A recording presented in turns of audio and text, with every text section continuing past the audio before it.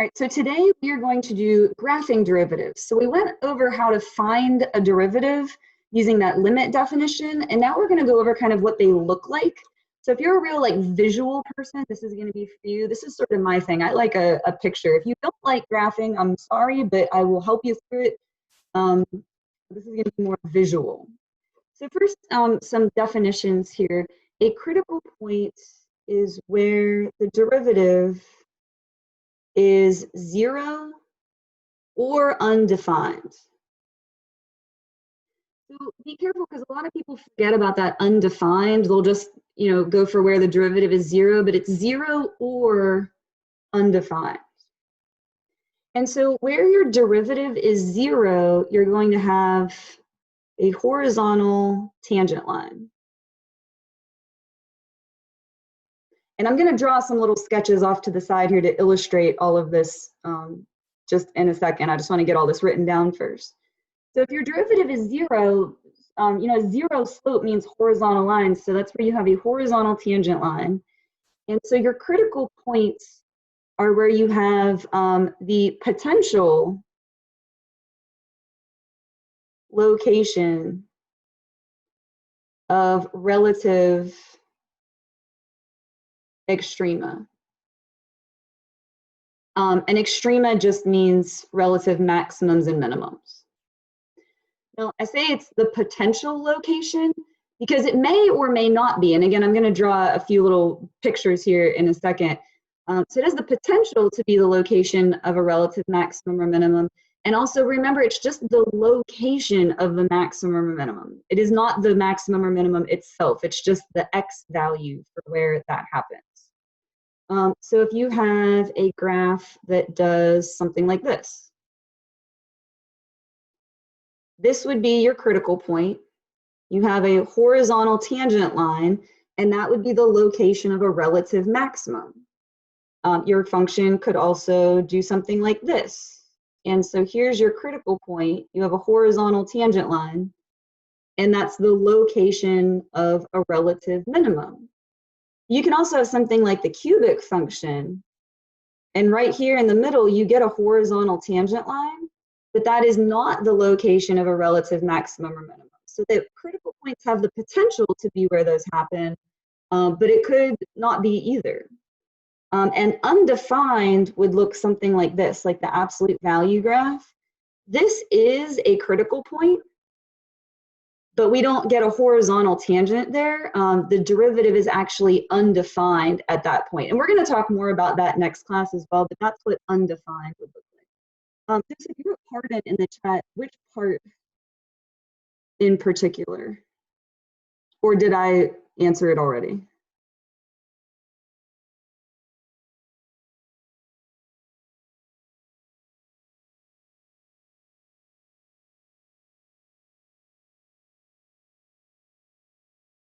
Oh, okay.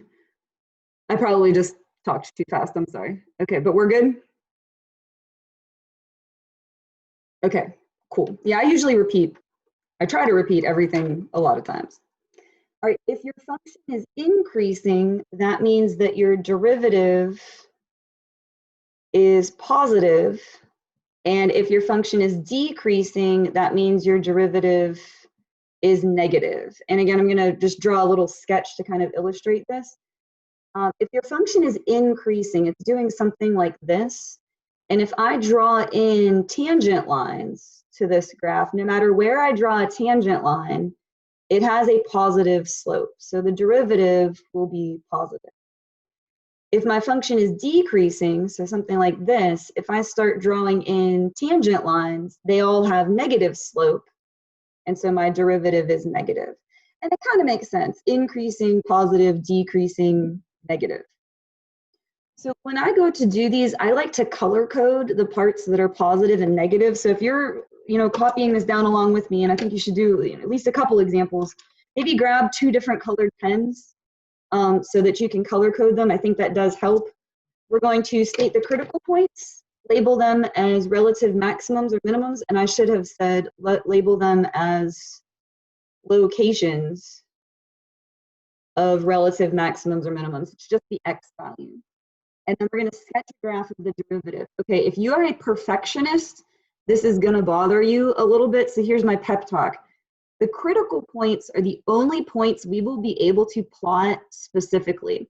Everything else is going to be like good enough. Okay, so it's not going to be perfect. It's just a sketch. Okay. So first, state the critical point. So for this graph, our critical point is 0, and that's where we have a relative minimum. So we have a relative minimum at x equals 0.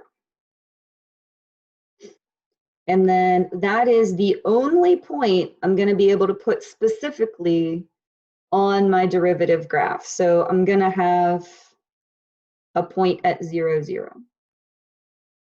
So now here's where I like to color code. I'm going to color code everything increasing with purple and decreasing with green. And I hope the colors show up, at least sort of good on this projector. We'll do the best we can. So here is where my function is increasing. And so that's where my derivative is going to be positive. And when I say positive, I mean above the x-axis. I call that above sea level. So that's where my derivative graph is going to be positive. Here's where my function is decreasing. Oh, good, that's showing up pretty good. And that's where my derivative is going to be negative or below sea level.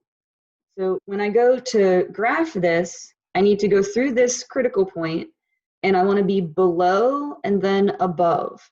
So it is just going to be like this. I want to be below the x-axis and then above. And if you're like, hey, I didn't quite catch that, we're going to do a bunch of examples. It takes a few of these for it to sort of sink in and for you to notice the pattern. So let's try another one. So for this one, I have a critical point here and here. Those are where we have the horizontal tangent lines. So this first one is at x equals -2, and that's where I have a relative maximum. So relative maximum at x equals -2. And then this one is at 1, and it is the location of a relative minimum. So relative minimum at x equals 1. And so when I go to sketch my derivative, -2 and 1, -2, 0, and 1, 0 are the only specific points I get to plot. And if you're like, hey, why are they 0? They're always going to be 0. That's where we have a horizontal tangent line. The slope of that line is 0. So that's why your critical points get put at 0. So color coding here. I'm going to continue using purple for increasing. My function is increasing on this section and this section. So for those two sections, I want my derivative to be positive or above sea level.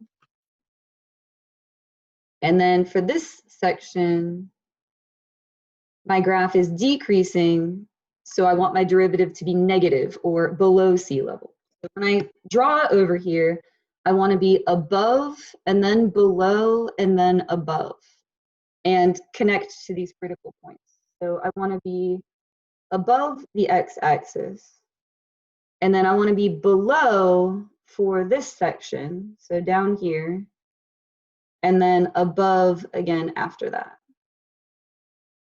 So I don't know how far down this goes. It might be down here, I don't know. The only specific points I get are these two, and the rest of it is just kind of good enough.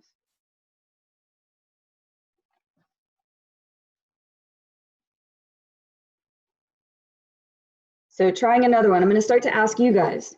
There are 3 critical points for this graph. Can anybody tell me where one of them is, just by typing in the chat? Where do we have a critical point?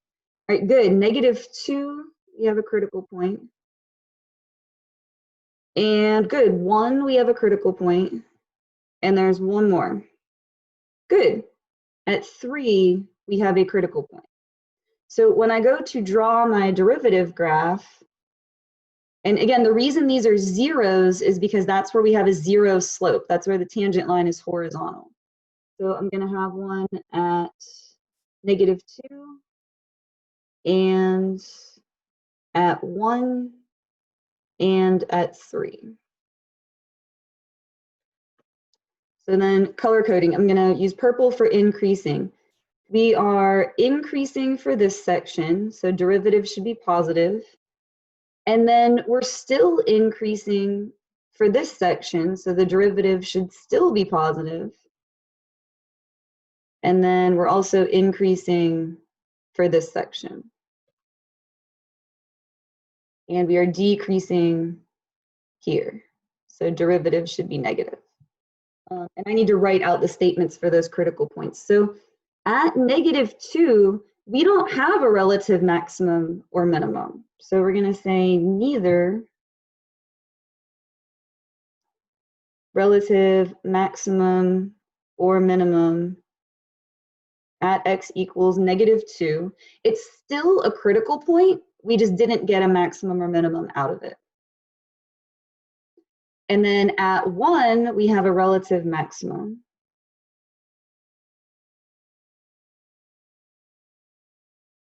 And then at 3, we have a relative minimum.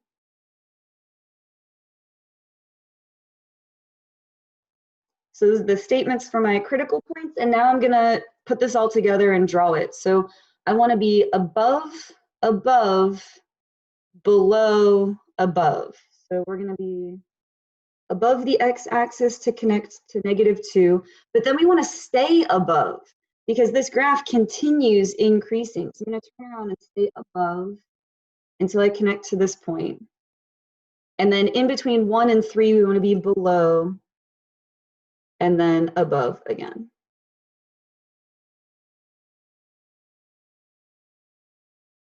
And again, I don't know how far up this goes. I don't know how far down this goes. The only particular points are the critical points. Everything else is just a rough sketch. That is an excellent question. The graph that we are drawing represents the slope. We are drawing an actual representation of the slope of this graph. That is what a derivative gives us. Don't try to think about it too hard though. But it is a graph that represents the slope of this graph. All right, number 10. We have a critical point at 0. I can't draw in a horizontal tangent line there. This is where the derivative is undefined, but it's still a critical point. So we have a relative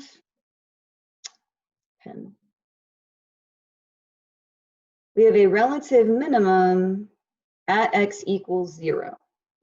But here's the thing, I can't put a point at 0 on my derivative graph because the derivative's undefined there. So I can't, by definition, I cannot put a point there. So we actually don't have anything to connect to.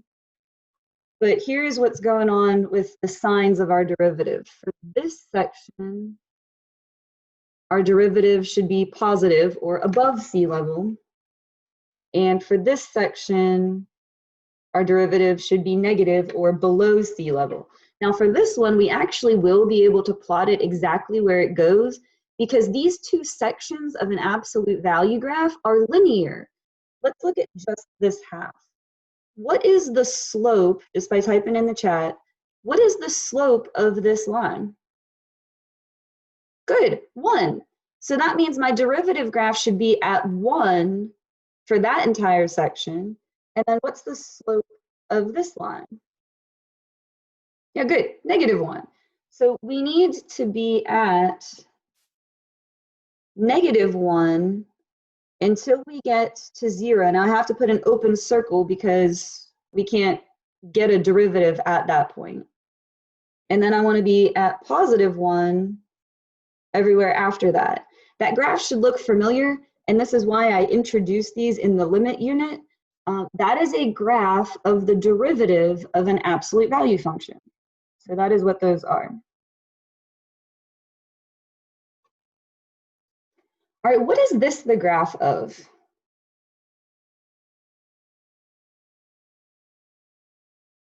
Good. That is exponential. That's e to the x. We don't have any critical points. There are no critical points on this graph. The function will never actually completely level out. It's going to get closer and closer to 0, but it won't officially like go horizontal. So there won't be a critical. And now when I go to, so that means that there's nothing I can put over here. I don't have any points to plot, so that's going to be blank for right now. And when I go to color code, this graph is increasing all the time. So that means that my derivative should be above sea level all of the time. And if I draw in some tangent lines, like if I draw in a tangent line here, it has a very, very small slope. And if I draw in one here, it's getting steeper. And if I keep drawing in tangent lines, do you see how they get steeper and steeper and steeper until they're like really, really, really steep? When I draw this over here, I'm going to start out very, very, very small. And then it's going to get bigger and bigger and bigger and bigger and bigger and bigger and bigger. So something like that. So this is interesting because what do you notice? Yeah, it's the same graph. The derivative of e to the x is e to the x. We're going to get to all of the derivative rules later, but it's worth bringing up now. Derivative, and remember this just means take a derivative. Derivative of e to the x is e to the x. It's itself. It's like the best one. I love that graph. All right, and then we've got one more here. What is this the graph of? I know you're like, oh, it's sine or cosine. Which one is this? I'm going to tell you if you've forgotten, but yes, good. That is sine. The way I remember them is sine starts at the origin, cosine starts at 1, and then after that, they just do their wave. So critical points here, we have a lot of them. Let's look at the relative maximums first. We're going to have a relative maximum at pi over 2 and negative 3 pi over 2, and then on and on and on, forever and ever, you're going to keep on getting relative maximums. So we're going to have a relative maximum at x equals pi over 2, and then every 2 pi, you're going to have another one. So we say plus 2n pi. So plus 2 pi, n could be any integer. So plus 2 pi, plus 3 pi, plus 4 pi, you know, you're going to end up with another relative maximum. Sorry, I got distracted for a second because you guys are writing in the chat. It is not the same for logarithmic, and we will get to that in Unit 3. All right, and then let's do the relative minimums. So we're going to have a relative minimum at 3 pi over 2, and then negative pi over 2, and then so on and so forth. Again, every time you go around the unit circle, every 2 pi, you're going to get another one. So we're going to have a relative minimum at 3 pi over 2 plus 2n pi. So plus 2 pi, plus 4 pi, plus 6 pi, you know, so on and so forth. You're going to keep on getting relative minimums. So each of these tick marks I'm going to put here is going to represent pi over 2. I'm going to run into my words here. I'm so sorry. And then I'm going to put my critical points on. So we had them at pi over 2, so that'd be right here. And then the other maximum was at negative 3 pi over 2, that would be right here. And then we had minimums at 3 pi over 2 and negative pi over 2. So every other tick mark, we're getting a critical point here. And so for this portion, we are increasing. Our derivative will be positive.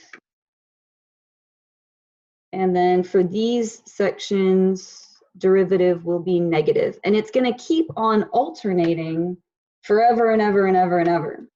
So let's see, I want to be above sea level, or let me start out at the beginning. I want to be below sea level for this portion.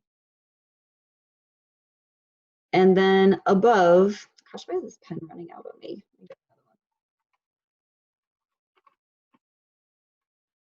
So it's going to be below, and then above, and then below, and then it'll be above again. And, you know, it's going to keep going forever in each direction. And yes, good. Derivative of sine is cosine. This is the graph of cosine. It starts, instead of at the origin, up there at 1. So derivative of sine is cosine. And again, these rules, we're going to go over those real thoroughly in Unit 3. We're going to go over all of the derivative rules. I just feel like there's no point in not bringing them up now while we're talking about graphs, because it's all connected. All right, so I want to tie all this together here. What happens to the degree, and that's the highest power, of a polynomial when you take a derivative? Let me go back and show you some of the examples. This was quadratic, that would be squared, and then its derivative was linear. This one is cubic, and its derivative is quadratic. And so good, every time you take a derivative, your degree is going to go down by 1. Good.